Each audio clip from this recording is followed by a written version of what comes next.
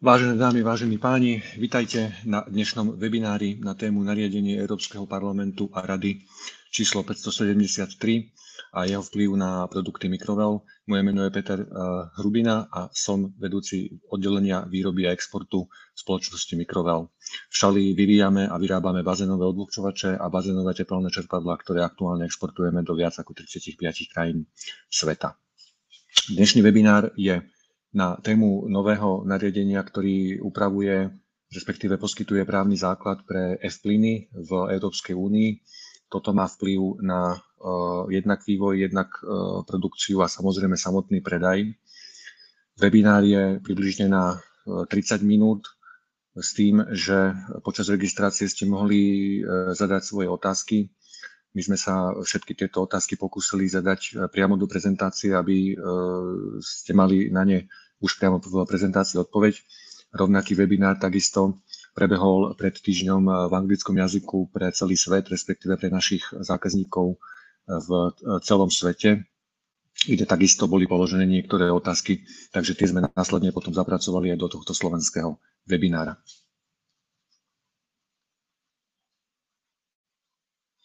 Na svete teda je nová norma 573. Povieme si dnes ten základný popis a rozsah s tým, že sa zameriame skutočne na tie produkty Mikrovel, ktoré vyrába, nakoľko táto norma je skutočne široká a zaberá celý priemysel venácie, respektíve použitia F-plynu.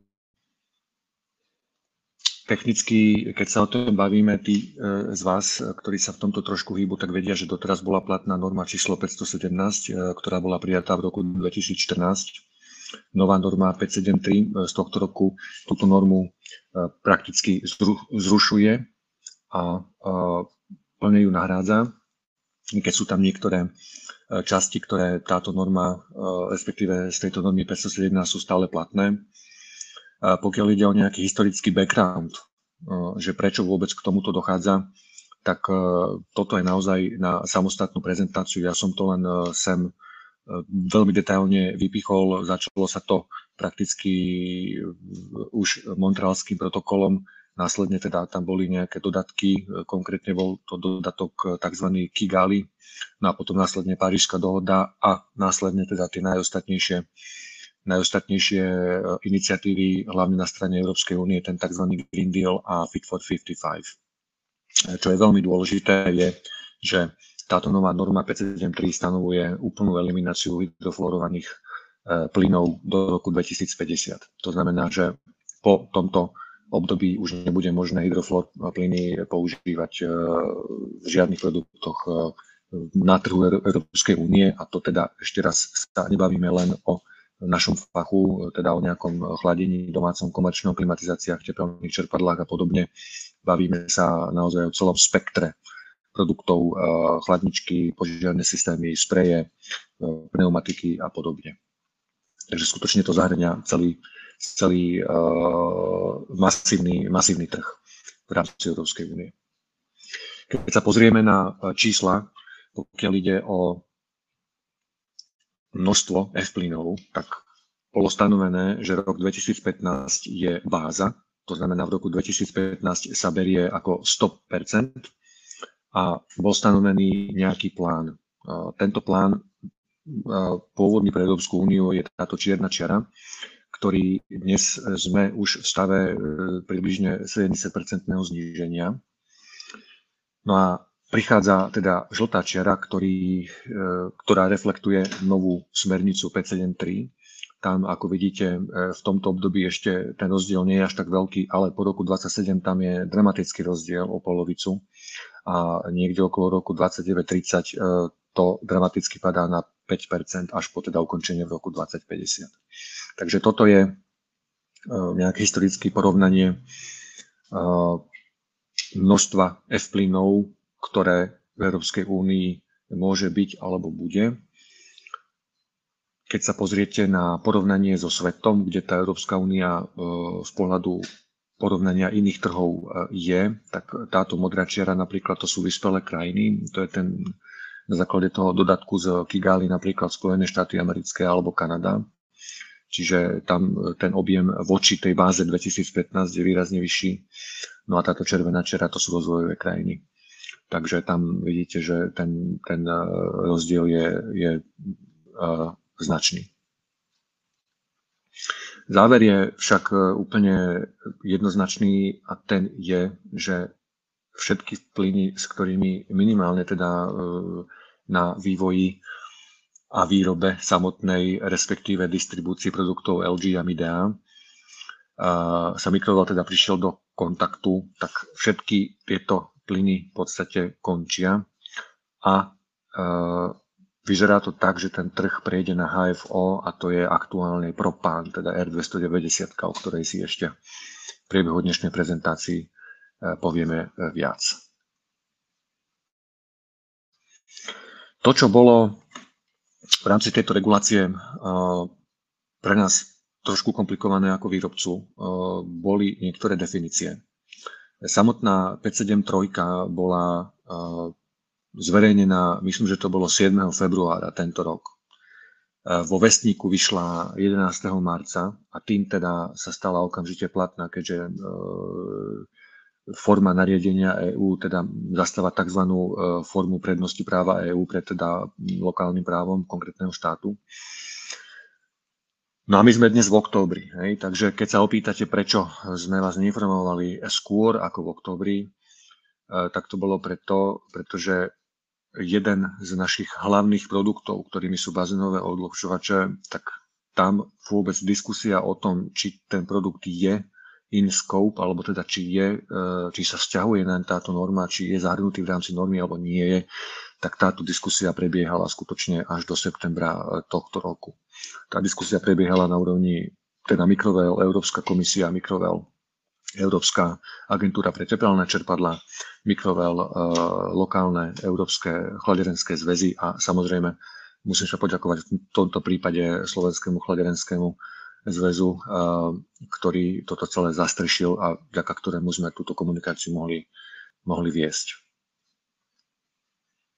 Záver pre odľahčovače je, že sú platné, je to tzv. In-scope. Je to napriek tomu, že tie odľahčovače sú teda definované ako klimatizácia. Tu som vám aj vytiahol konkrétny článok pre tých, ktorí by ste mali záujem si to pozrieť. Záver pre ne je, že od 1. januára 2027, tak ako naše odľahčovače poznáme, nebudú môcť byť, budú musieť byť zmenené. Potom, ako zmenené, k tomu sa dostanem v ďalšej prezentácii, v ďalších častiach prezentácií. Pokiaľ ide o tepelné čerpadlá, tam tá identifikácia bola od začiatku daná.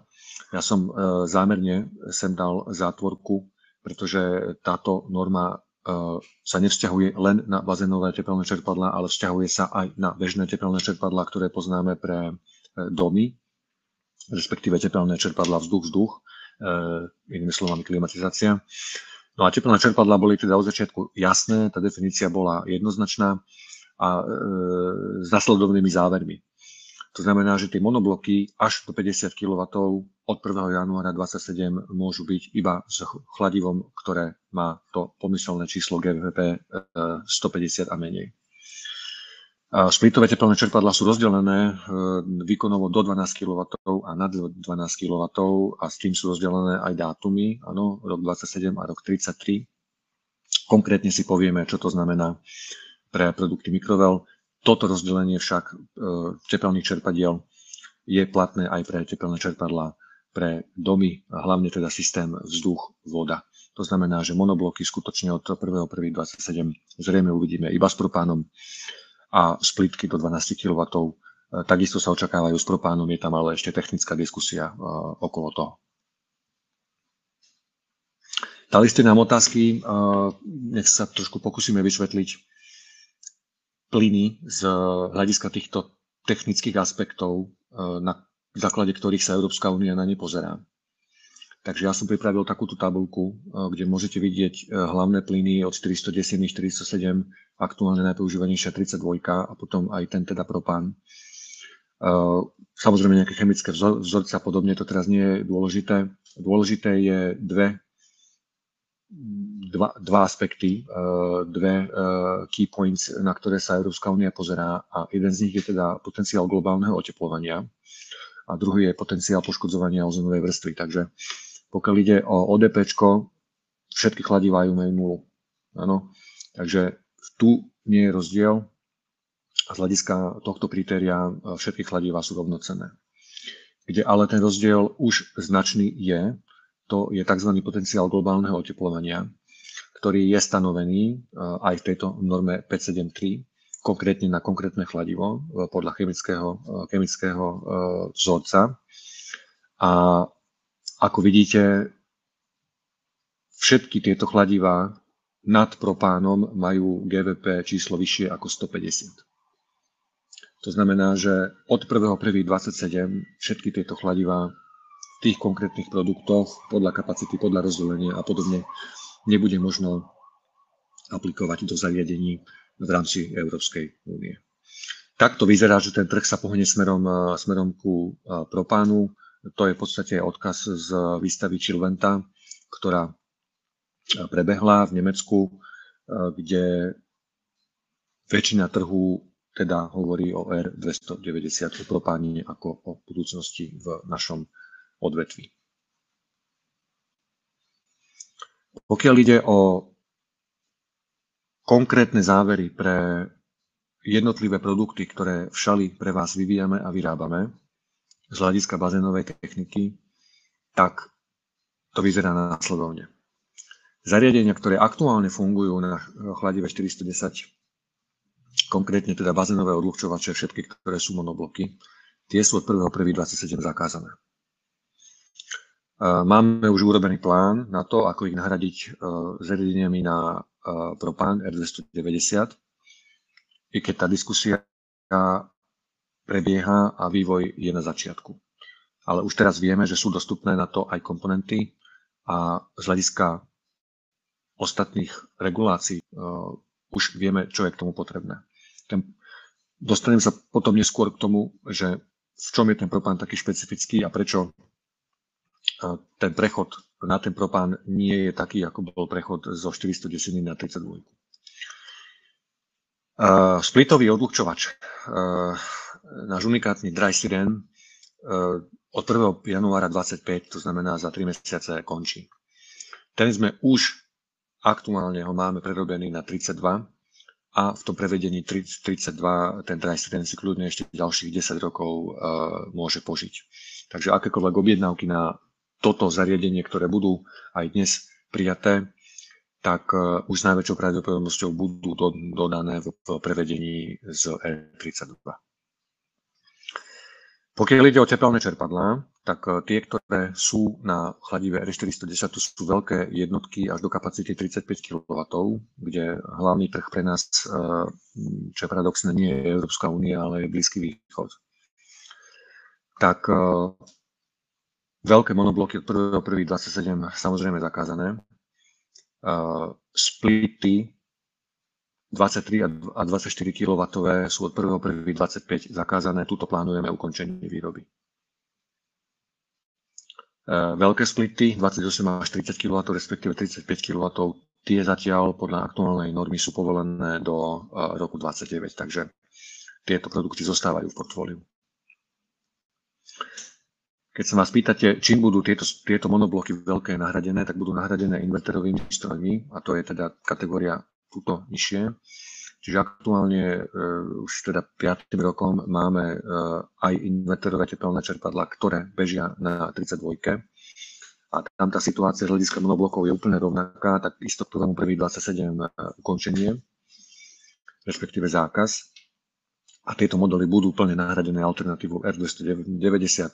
V tomto momente sa môžem pochváliť, že už dnes existujú prototypy, hlavne celoročných tepelných čerpadiel v kapacite 15 až 27, ktoré už máme na plyn 290. Tie testy a všetky technické aspekty týchto prototypov sú veľmi pozitívne. To znamená, tam vidíme úplne ľahúčky prechod potom neskôr. Časovo ten prechod sa udeje určite už v roku 2026, nakoľko u nás technicky tá obrátka trvá zhruba pol roka od našej výroby cez tých našich distribútorov až teda ku konečnému zákazníkovi, kým sa urobí tá otočka. Takže určite očakávajte, že už niekedy v marci, apríli 26 prinesieme tieto stroje plne na R290 propáne.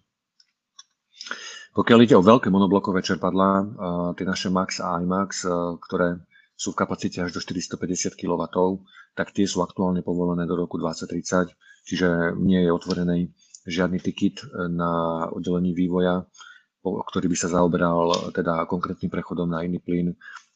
Najprv teda vyriešime dátumy, ktoré sú bližšie a následne sa začneme zaoberať aj týmito jednotkami. No, pokiaľ ide o splity, tam viete, že Microvel asi ako jediný výrobca bazénových tepelných čerpadiel ich poskytuje aj v tzv. Prevedení split. To znamená rozdelené prevedenie, kedy vodná jednotka je oddelená od kondenzačnej jednotky a sú spojené obdobne ako splitová klimatizácia medennými trúbkami. Výhodu to má, že táto vodná jednotka môže byť namontovaná vnútri objektu a teda bazénové tepelné čerpadlo si nevyžaduje zazimovanie a riziko toho, že dôjde ku fatálnemu poškodeniu z dôvodu zamrznutia je prakticky nulové. A tieto malé splity takisto sa teda riadia dátumom v roku 27, takže od tohto dátumu budeme cieliť nahrádzať tieto malé splity propánom.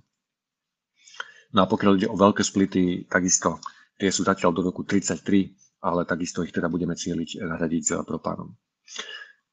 A poslednú vec, čo by som chcel k tomuto slajdu dodať, je fakt, že aj tá Chilventa teda ukázala jednoznačne smer propán.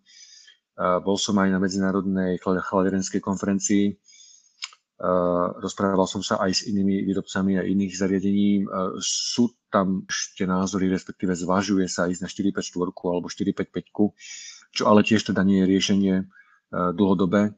Takže to je tiež riešenie na ďalších, tuším, 5 alebo 6 rokov. Takže niektoré zariadenia ešte sú v otázniku, ale v princípe si myslíme, že ten trh teda pôjde tým smerom na R290.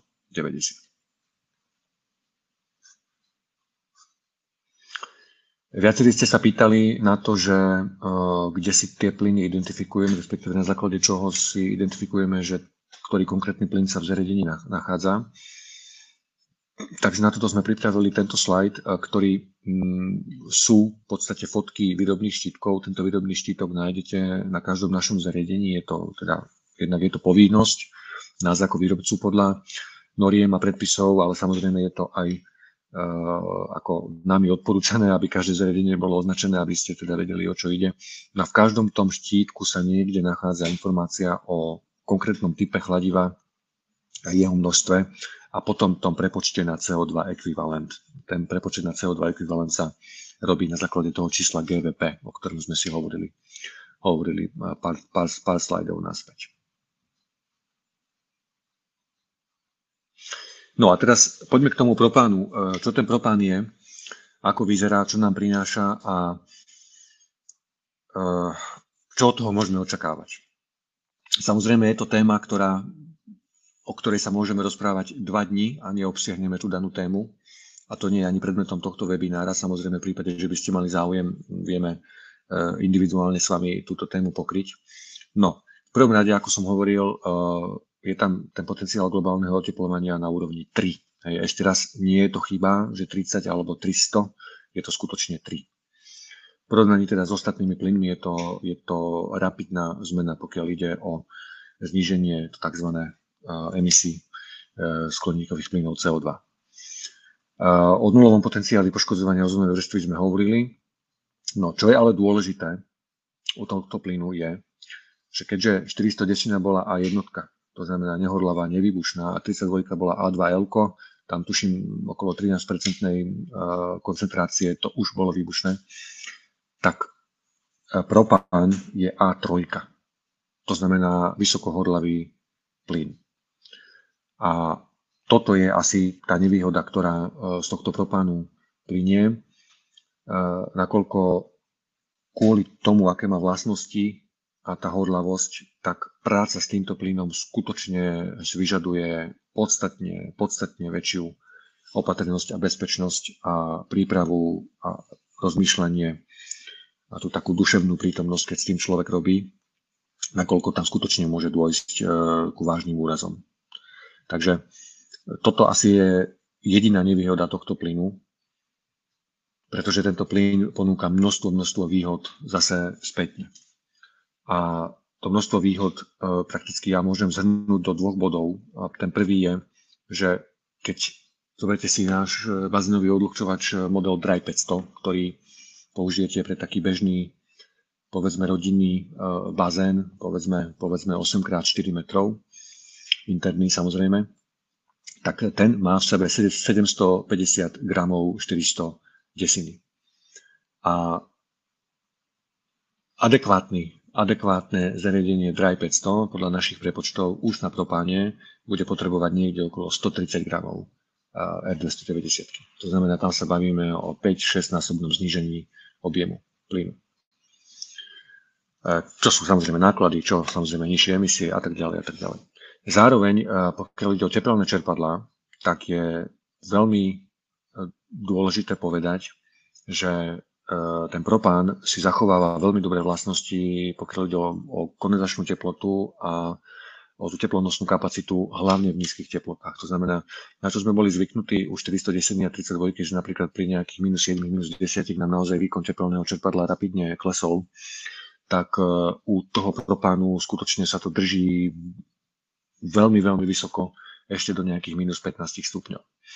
No, vďaka tomuto v podstate tie tepelné čerpadlá celoročné, či sú to nadomy, alebo sú to bazénové tepelné čerpadlá, ktoré sa používajú pre teda celoročné bazény, skutočne podľa našich meraní dokážu dosiahnuť to SCOP až 15-20% vyššie priemerné. Áno, a to už teda je čo povedať, pretože v podstate týmto povieme, že váš účet za vykurovanie bude o 15 až 20% nižší u zariadenia s propánom ako u zariadenia povedzme na R32. No, napríklad také Austrálii, čo je paradoxné, sa tento propán používa už vyše 5 rokov. Nie je to problémové, zvykli si na to. Čiže my za Microvel skutočne na základe tých informácií, ktoré máme k dispozícii, aj teda od našich partnerov LG a Midea, ktorí už zaradili niektoré modely tepelných čerpadiel na plyne, teda na R290, tak skutočne tento prechod vidíme ako úplne bezproblémový. Samozrejme bude potrebné urobiť úpravy, pokiaľ ide o vývojové pracovisko, pokiaľ ide o výrobné pracovisko, bude potrebné robiť certifikáciu pre pracovníkov a podobne, nakúpiť nové zariadenia ako odsávačky, plničky a podobne, ale inak skutočne nevidíme problém v prechode na propán. Čiže keď to tak zhrnieme, z nášho pohľadu Microvel, v podstate ten propán skutočne nám otvára mnoho dverí, do ktorých sa dá nazrieť, do ktorých sa dá nejaká príležitosť, alebo v ktorých sa dá nejaká príležitosť nájsť, ale naopak nám aj zatvára niektoré dvere, pokiaľ ide už o spomínané moduly teplných čerpadiel, ktoré sa musia ukončiť od budúceho roku. Dostali sme otázky ohľadne servisovateľnosti aktuálnych zariadení, ktoré bežia na 410. Tak áno, norma 573 sa venuje aj tejto téme, je to konkrétne v článku 13 a ten vyslovene zakazuje akýkoľvek servis alebo údržbu na zariadeniach 410, teda tie, ktoré sa týkajú nás, odľahčovače a tepelné čerpadlá, od 1.1.32. To znamená, ešte 6 rokov bude možné udržiavať, servisovať, zvárať, plniť a podobne tieto zariadenia, potom už nie.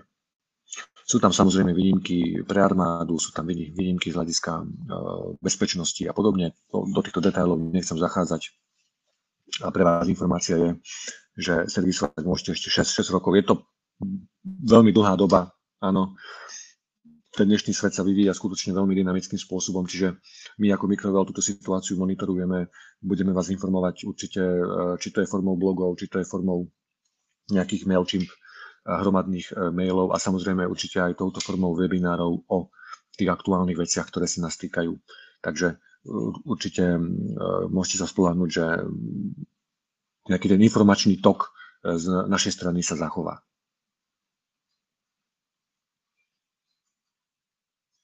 Otázky ďalej boli ohľadne kontroly únikov.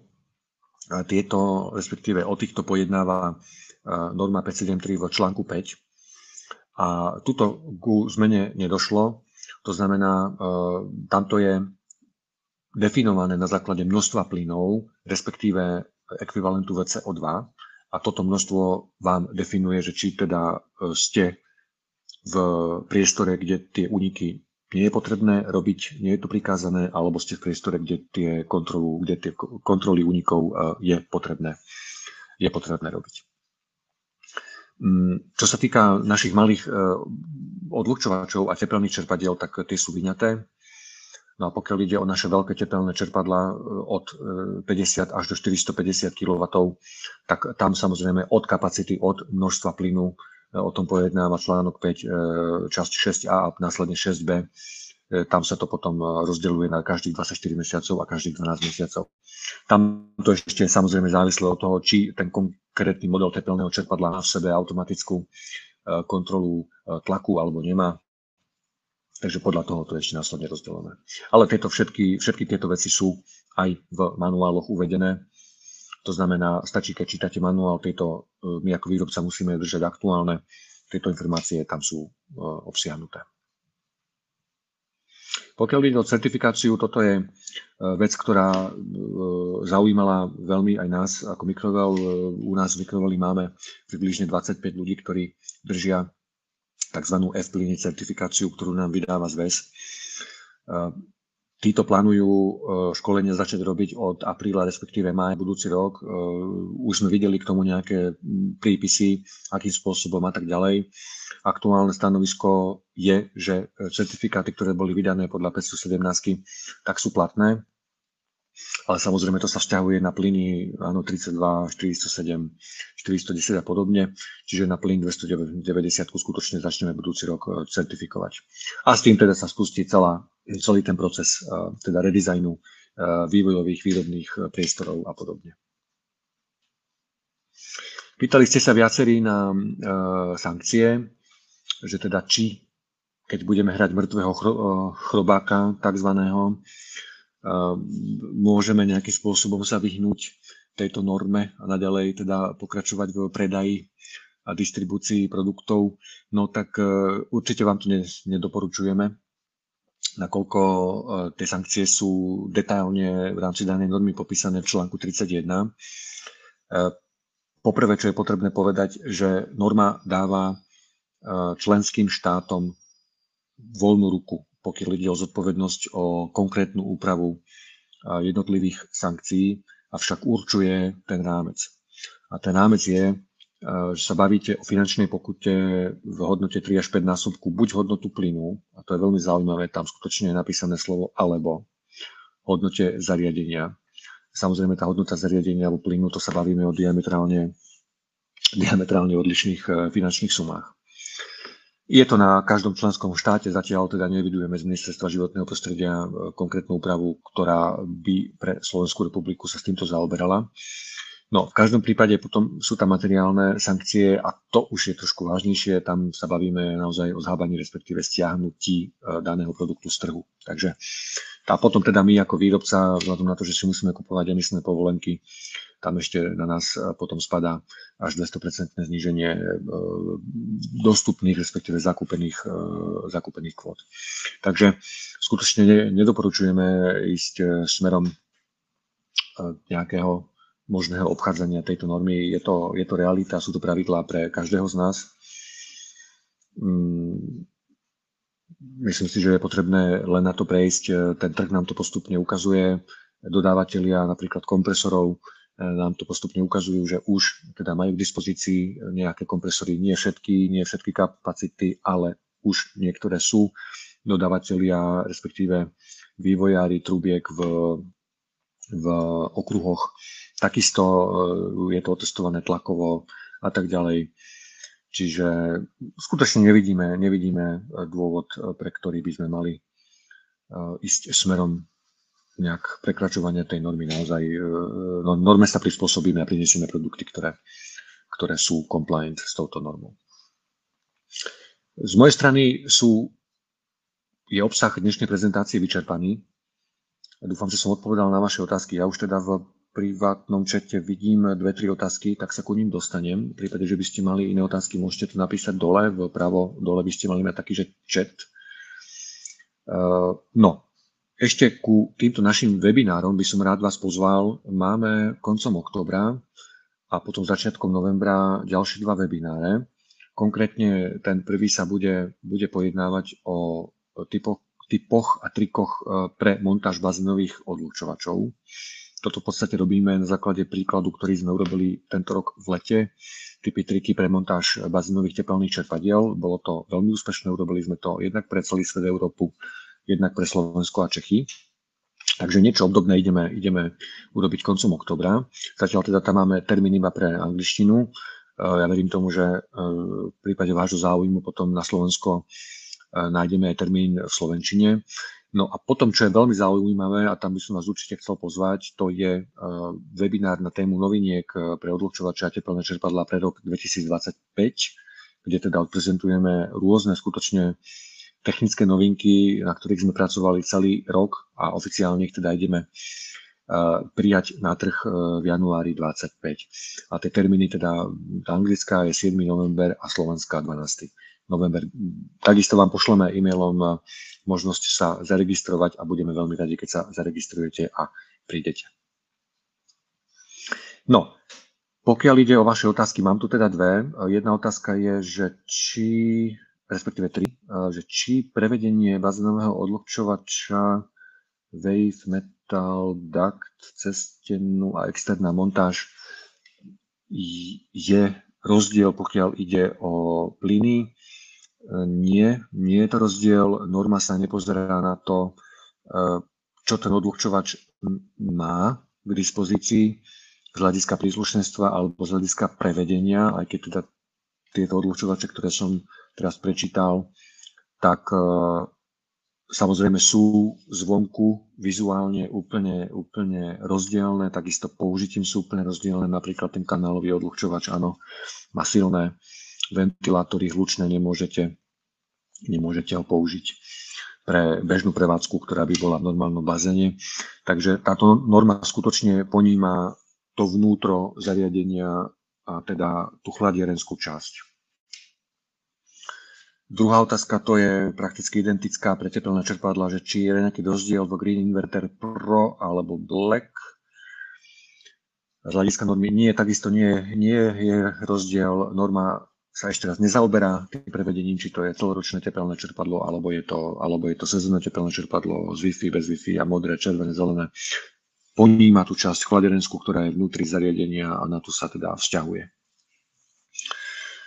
Tretia, posledná otázka, ktorú tu vidím, je dopravné obmedzenia z hľadiska propánových zariadení. Áno, toto je veľmi dobrá otázka. V podstate už plyn R32, ktorý je teda A2L, a je absolútne zakázaný pre leteckú prepravu, tak z hľadiska nášho exportu máme s tým skúsenosti. V prípade, že chceme exportovať teda tovar, čo sa teda stáva, kde ten zákazník to potrebuje rýchlo, objednáva si leteckú prepravu, tak musíme tento plyn odsať. To znamená, pošleme síce zariadenie, ktoré funguje na R32, ale ten plyn je odsatý, to znamená, už to nie je nebezpečný náklad a môže sa prepravovať. S tým plynom je to absolútne zakázané. Hej, tam sa nemusíme ani baviť o leteckú prepravu.